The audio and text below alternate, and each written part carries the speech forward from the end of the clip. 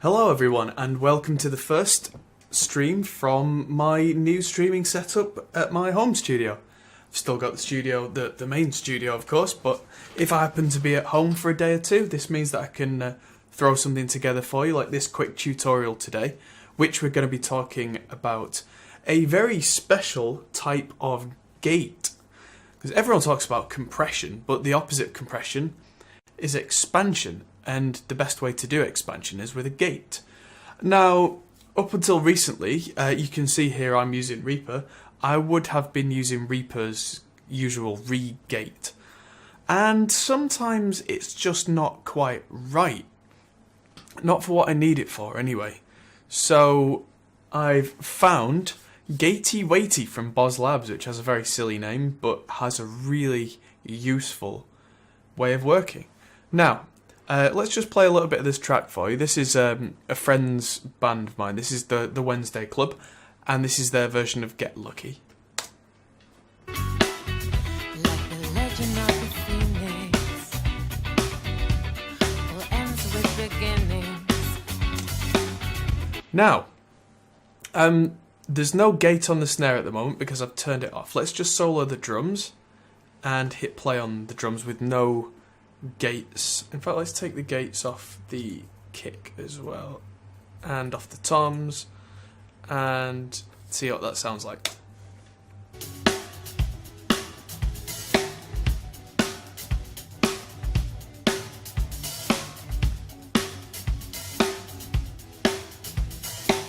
So it's a good, fairly clean, fairly natural sounding kit. There's quite a lot of bleed that you can hear on each of the tracks though. So let's just solo the top snare mic, and you'll hear this quite a lot because I like to use quite a lot of compression on a snare with quite a slow attack to purposefully bring out that crack and that pop. But the downside is the noise, the kind of surrounding noise, the bleed, comes in quite a lot.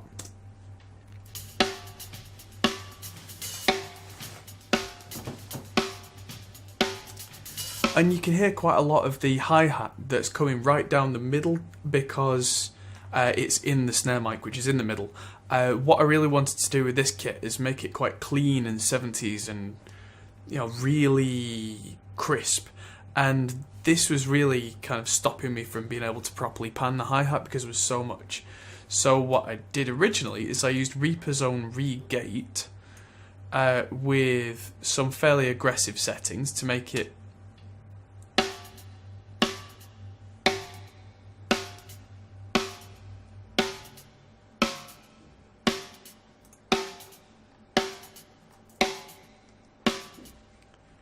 so you can hear that's being sent a little bit to the reverb, but beyond that, that's going dut dut, and it's not really kind of, it's killing the start of the note as well. If I turn it on and off,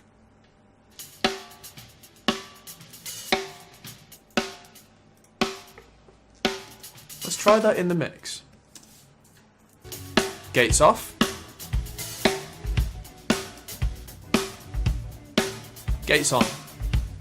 It's cleaner, but it's also kind of stifled it a bit. So instead of Reaper's own gate, this is where we bring in Boz Labs Gatey Watey. Like I said, silly name, great product. And what Gatey Watey does is it only filters either above or below, or neither, a particular frequency that you set, which means that it can let everything that sounds natural below or above that frequency cutoff to carry on. So there's a preset that I looked at. I don't usually use presets, as I've said before, but I thought I'd give this a try to see what the programmer has done, and it works a treat. So this is with Gatey Watey off on the snare remove hi-hat, and I'll just turn it on.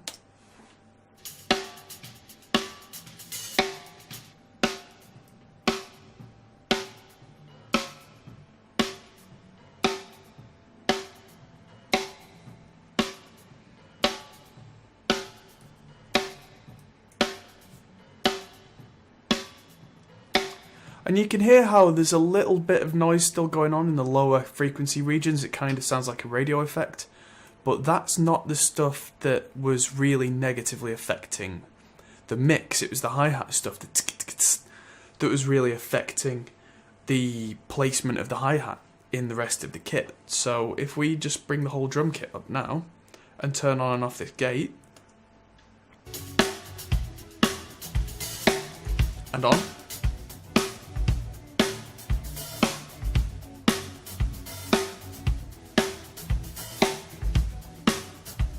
here that snare's got loads of crack, but it's also the hi-hat has been taken away, so it's much clearer. So let's listen to the under snare microphone.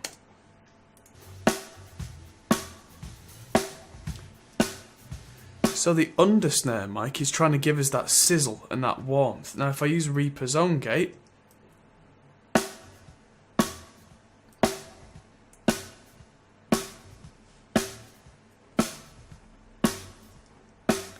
it's okay, but with Gatey Watey what I did is I flipped around. So instead of cutting off the top here,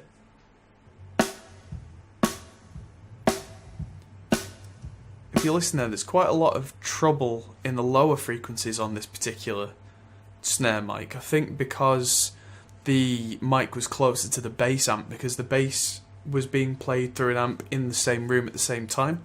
So if I flip the gate around to be a high frequency gate, listen to this.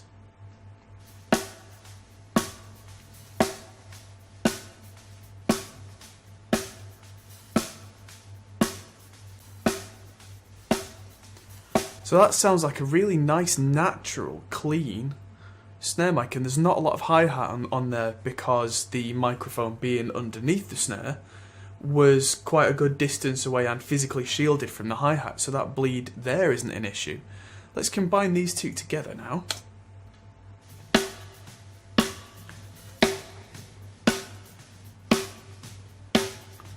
Now that sounds clear, crisp. There's a little bit of background noise though, so you can ask the question, well, what was the point of using these gates if we've still got some background noise? But watch what happens when I turn them both off.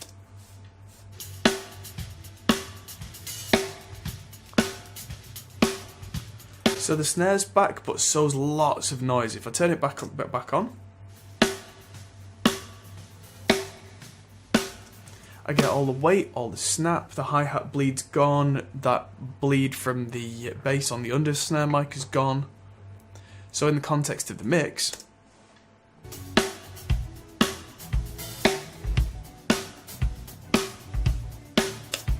that is one nice crisp snare.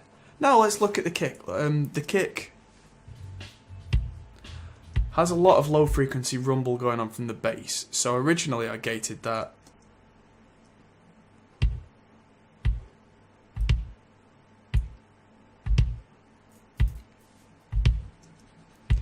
So he's not really smashed the kick, but it's not really the kind of music where you would.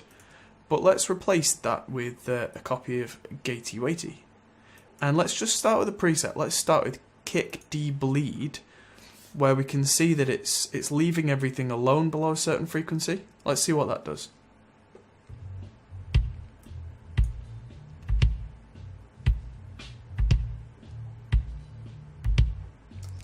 Let's try this flipped around.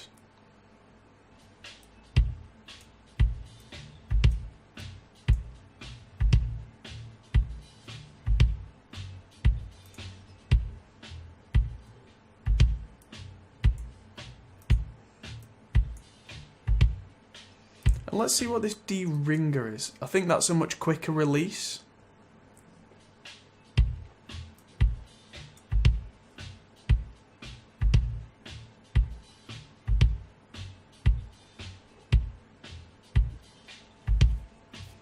See, let's compare that to the without the gate.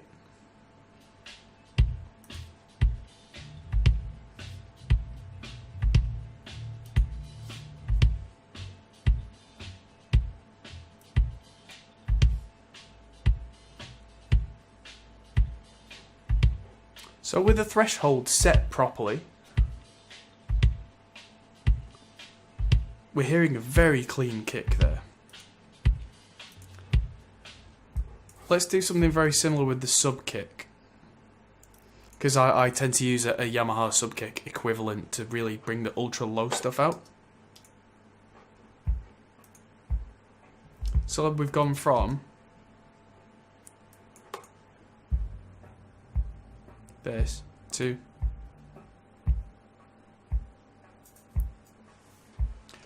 and this has a look ahead function I've just noticed on each channel. So the look ahead means that we're getting all the attack, we're getting all the clarity, and we can probably really push this now in the mix. Now that we've gated out everything we don't want, we're probably less worried about resonant frequencies, where you can see I was really removing some of those.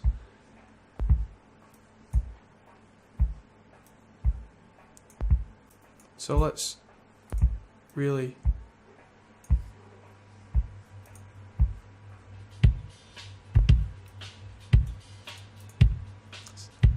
let's see what happens now.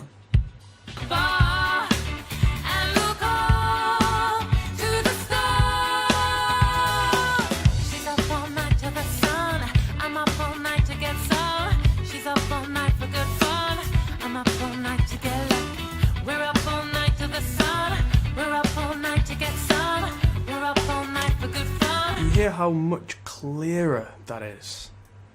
Let's have a look, see if there are any tracks. So there's Sledgehammer where we used some toms.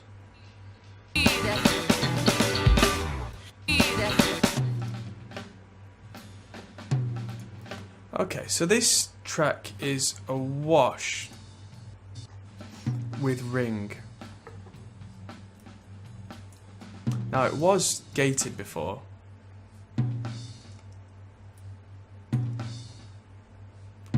But I've never been a fan of a traditional gate because you get, as the tom comes in there, you hear a lot of high end that then goes again. And it's the fact that it goes again that really annoys me the most.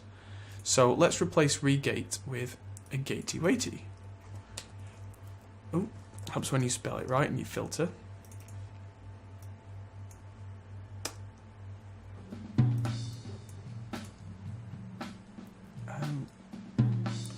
Let's use the snare remove hi-hat.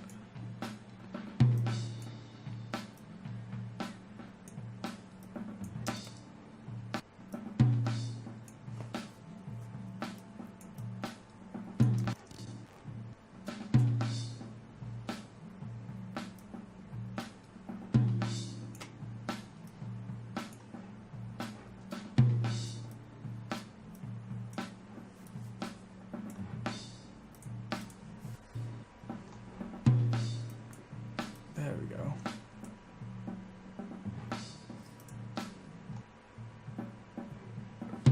See, that's got a nice clean, clear tom sound now that I can probably push quite hard.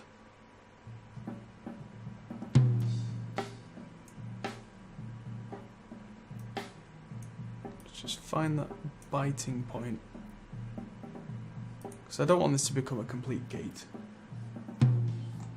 Just want it to filter out that top.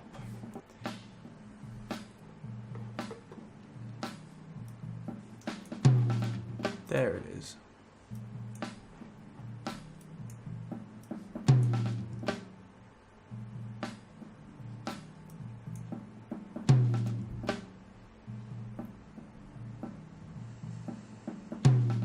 Bingo.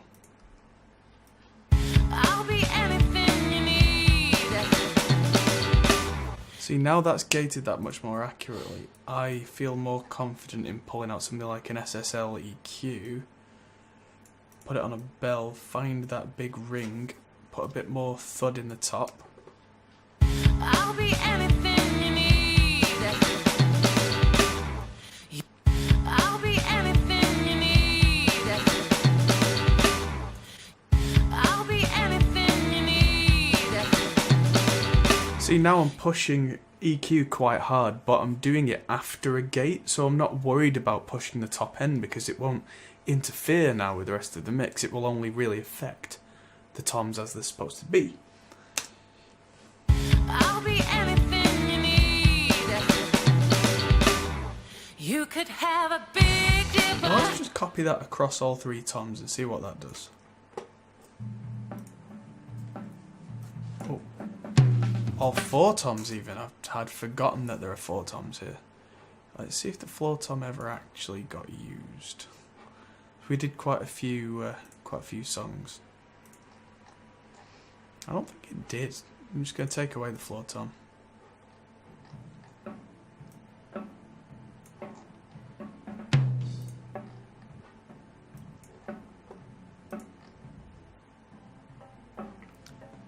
See, let's see how this sounds without these gates.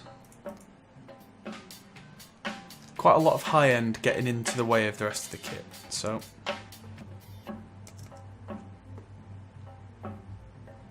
suddenly that's much more gentle and usable. Let's try something really crazy. Let's look at the overheads.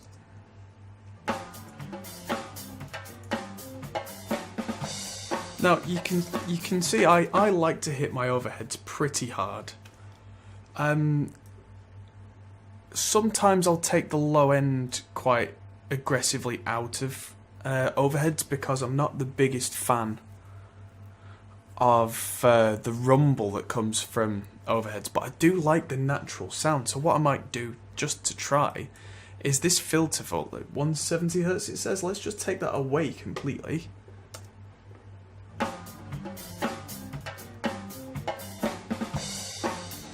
And in fact, let's go all the way and just add more low end.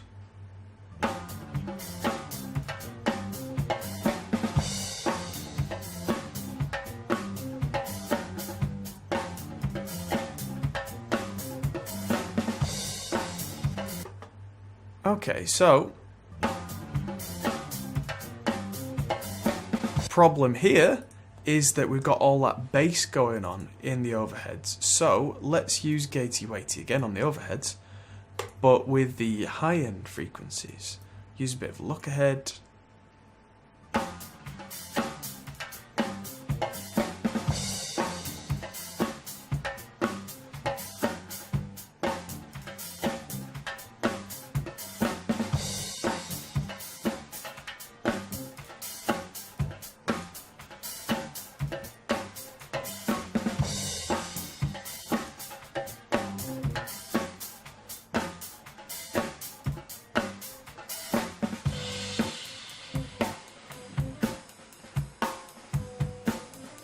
Right, so let's just make this just stuff below 200 and something hertz.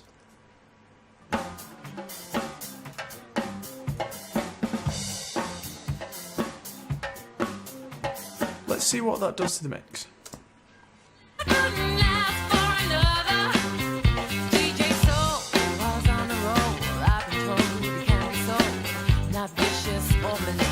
It is making those snare hits and those kick hits sound a bit fuller, a bit more natural, but not really making the whole sound bloated. So I'm gonna go ahead and say you can probably use this on vocals in a room where you've got everybody playing at the same time.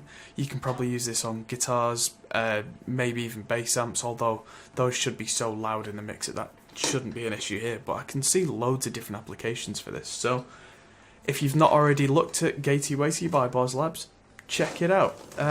BozLabsDigital.com, I think. Let's just find BozDigitalLabs.com. There we go. BozDigitalLabs.com's Gatey Watey. If you're looking for a VST, I believe it also works with Pro Tools as well. I'll check that out for you.